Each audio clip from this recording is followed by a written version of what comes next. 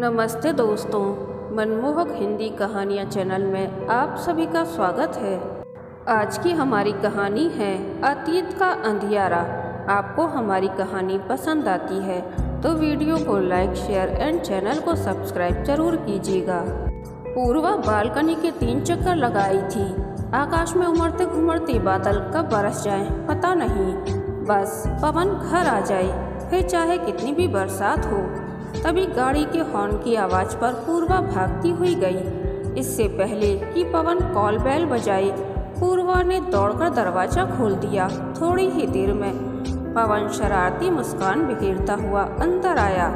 क्या बात है मेम साहब, ये गुलाबी साड़ी, ये मौसम, इरादे क्या हैं? ज्यों ही पवन ने उसे छेड़ा, पूर्वा ने बनावटी नाराज़गी दर्शाते हुए उसके हाथ से ब्रीफकेस ले लिया और बोली, आप भी बस कभी भी शुरू हो जाते हैं। जल्दी से फ्रेश हो जाइए, मैं कब से आपके साथ चाय पीने का इंतज़ार कर रही हूँ। पूर्वा रसोई की तरफ चल दी। पवन भी थोड़ी ही देर में फ्रेश होकर आ गया। फिर शुरू हुआ उनकी बातों का सिलसिला। बातों ही बातों में पवन ने पूर्वा को बताया कि मुंबई से माँ का फ़ोन आया था।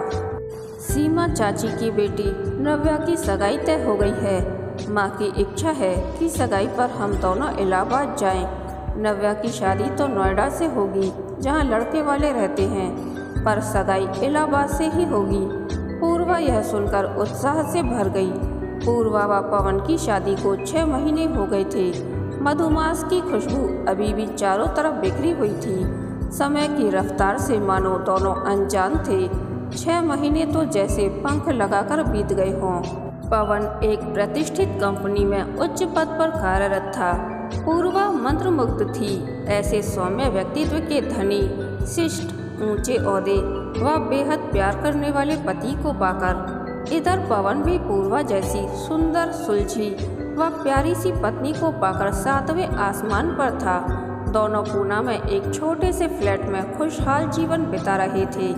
प्यार व विश्वास की मीठी बयार ने उनके जीवन को महका रखा था। दोनों ने ही यह नहीं सोचा था कि नोएडा की पूर्वा व मुंबई का पवन कभी यूं मिल पाएंगे।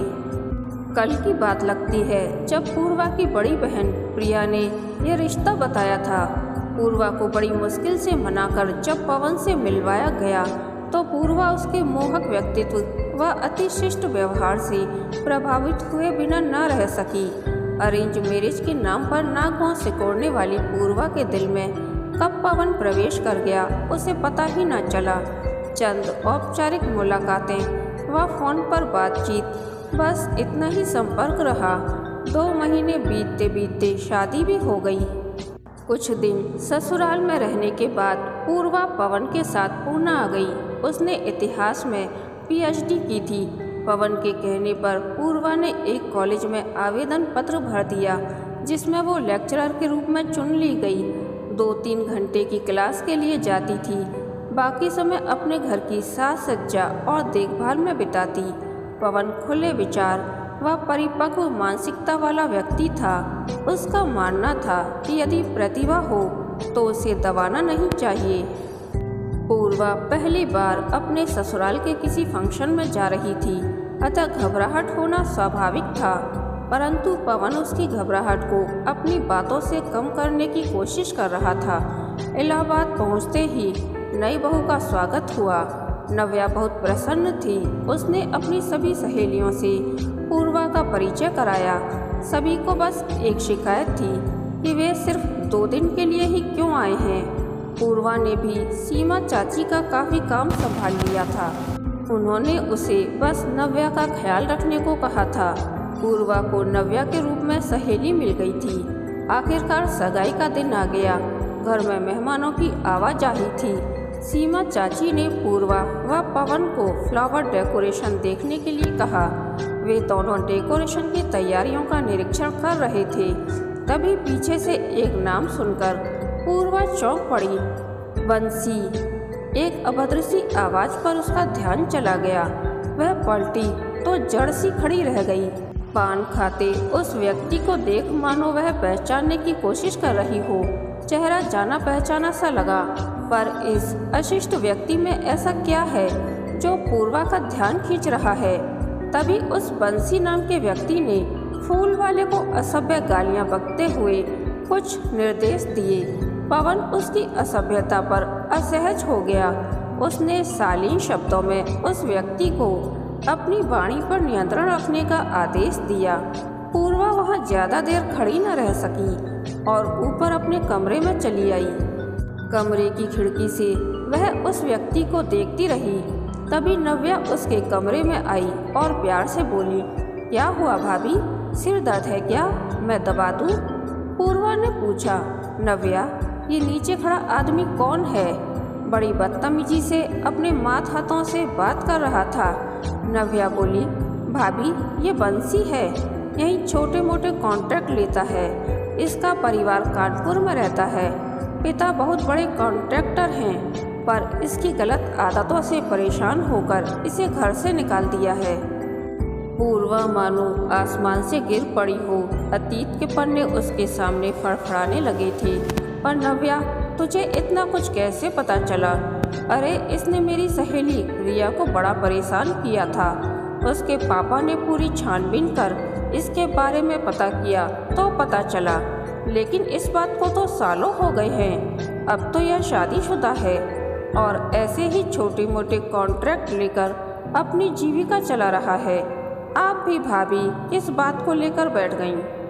पूर्वा ने अपनी आंखें मूंद ली। नव्या हल्के हाथों से सिर दबाने लगी। जब उसे लगा कि पूर्वा सो गई है तो वह धीरे से दरवाज़ा बंद करके चली गई। परंतु पूर्वा की आंखों में नींद कहाँ थी। उसका अतीत पूरे बेग से उसके सामने आ खड़ा हुआ। पूर्वा 11 साल पीछे चली गई, जब वह 8वीं कक्षा में पढ़ती थी और बंसी उसके बगल वाली सीट के पीछे बैठता था। पूर्वा पढ़ाई में होशियार थी और बंसी कमज़ोर। उम्र के उस पड़ाव में पूर्वा कब फूहड़ से दिखने वाले बंसी की ओर आकर्षित हो गई, उसे पता ही न चला। बंसी हमेशा अपने पिता की कार में स्कूल आता और सब पर अपनी अमीरी की धौंस जमाता।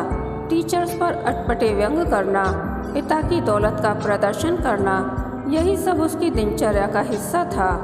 उम्र की जिस कच्ची व नाजुक दहलीज पर बच्चे मौज मस्ती करते हैं, उस उम्र में पूर्वा का झुकाव बंसी की तरफ बढ़ने लगा। बंसी की भेदती निगाहों को वो महसूस करती। उसकी बेबाक बातें पूर्वा को गुदगुदा जाती। बंसी व पूर्वा के कच्ची उम्र के तथाकथित प्यार का पता तब चला जब छमाही परीक्षा का नतीजा आया। 90% लाने वाली पूर्वा के केवल 60% नंबर आई। पूर्वा के मम्मी पापा तो घबरा गए थे। उन्होंने पूर्वा से कारण जानना चाहा, लेकिन डर के मारे वह कुछ न बोली। उसके बदले व्यवहार से उन्हें कुछ अंदेशा हो गया था, परंतु उन्होंने उस पर यह बात जाहिर न होने दी। पूर्वा व बंसी के इस आकर्षण का पता सबसे पहले रजनी टीचर को लगा। वे इतिहास पढ़ाती थी। दोनों के बीच कुछ चल रहा है, इसका अंदाजा उन्हें अपनी कक्षा में हो गया था। वे अक्सर बंसी को टोकती, पर उनकी टोका टोकी से बंसी को कुछ फर्क न पड़ता। पर पूर्वा को बड़ा गुस्सा आता। हद तो उस दिन हो गई जब रजनी मैम को बंसी की कॉपी चेक करते समय पूर्वा द्वारा लिखा प्रेम पत्र मिला। रजनी मैम ने अपना सिर पकड़ लिया। उन्होंने पहले बंसी फिर पूर्वा दोनों को अलग अलग बुलाकर खूब फटकार लगाई, पर बंसी पर कोई असर न पड़ा और पूर्वा तो रजनी मैम से चिढ़ गई। पूर्वा बंसी के और नज़दीक आ गई। अब तो दोनों ने एक ही बेंच पर बैठना शुरू कर दिया। रजनी मैम ने भांप लिया था कि बायसंधी की इस उम्र में दोनों के कदम गलत दिशा में जा रहे हैं। एक दिन पूर्वा अपनी सहेली से मिलने के बहाने बंसी से मिलकर जब घर लौटी तो अपने घर पर रजनी मैम को देखकर चौंक गई। उसकी नाराज़गी नफरत में बदल गई। पता नहीं मम्मी पापा को क्या क्या चुगली की होगी, परंतु मम्मी पापा के व्यवहार से उसे कुछ पता नहीं चला कि उन्होंने पूर्वा व बंसी के बारे में क्या बातचीत की। स्कूल में भी रजनी मैम सामान्य रहीं। उन्होंने पूर्वा व बंसी से कुछ नहीं कहा, पर उस दिन के बाद से पूर्वा के मम्मी पापा अब पूर्वा के साथ अधिक से अधिक समय बिताने लगे। मम्मी पापा की कोई प्रतिक्रिया न देख अब पूर्वा भी निश्चिंत हो गई थी। उसके पापा का तबादला अचानक नोएडा हो गया। वह समझ गई थी कि ये सब रजनी मैम के उस दिन घर आने का नतीजा है। मम्मी पापा तो सामान्य थे, बल्कि उस पर अब पहले से ज़्यादा ध्यान दे रहे थे। इसीलिए उनके साथ झगड़ा करने का सवाल ही नहीं उठता था। नई जगह, नया स्कूल, नए दोस्त और परिवार का भरपूर साथ जिंदगी खुशगवार गुजर रही थी। समय का पहिया चलता गया, बीती यादें धुंधली पड़ने लगीं। पूर्वा पढ़ाई में होशियार थी, उसने पीएचडी भी कर ली। कानपुर की यादें अब पूरी तरह धुंधली पड़ गई थीं। बंसी उसके दिलो दिमाग से कब निकल गया, उसे पता ही नहीं चला। पुराने दोस्तों से पूर्वा का संपर्क अब नहीं रहा। पूर्वा की पढ़ाई, फिर शादी और आज अचानक यूं बंसी से मुलाकात। तभी धीरे से दरवाज़ा खुलने की आवाज़ ने पूर्वा के विचारों के वेग को बाधित किया। धड़कते दिल से पूर्वा ने महसूस किया कि ये मीठी बयार पवन के अंदर आने का संकेत है। पवन ने प्यार से पूर्वा के माथे पर अपना हाथ रखा और फिर कुछ देर तक उसका हाथ सहलाकर वह पूर्वा को सोती जान धीरे से दरवाज़ा बंद कर चला गया। पूर्वा ने तुरंत आंखें खोली। वह धड़कते दिल से खिड़की तक आई। बंसी की नज़र उस पर नहीं पड़ी थी। उसने चैन की सांस ली। अगर बंसी ने उसे देखा भी होता तो वह हिकारत से उसे पहचानने से इनकार कर देती। आज उसे अपनी रजनी में बहुत याद आ रही थी। जाने क्यों उनके पैर छूने का मन कर रहा था। जिंदगी भर जितना नफरत थी, आज होठों पर उनके लिए दुआ थी, जिन्होंने उस कच्ची उम्र में उसे बहकने से रोका। अपने मम्मी पापा के लिए श्रद्धा उत्पन्न हुई, जिन्होंने बिना जताई उस कच्ची उम्र की मिट्टी को सहेजा व आकार दिया, जिसकी बदौलत आज ये सुनहरे दिन उसकी झोली में है। आज बंसी को देख पूर्वा का मन खट्टा हो गया।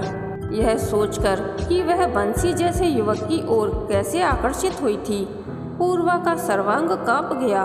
वह सोचने लगी कि यदि उसे समझदार मम्मी पापा का साथ न मिला होता, रजनी मैम ने आने वाले तूफान के आगाज को पहचानकर उसे वहीं पर रोका न होता तथा उसके मम्मी पापा को सचेत न किया होता, तो आज उसका जीवन न जाने किस भंवर में फंसा होता।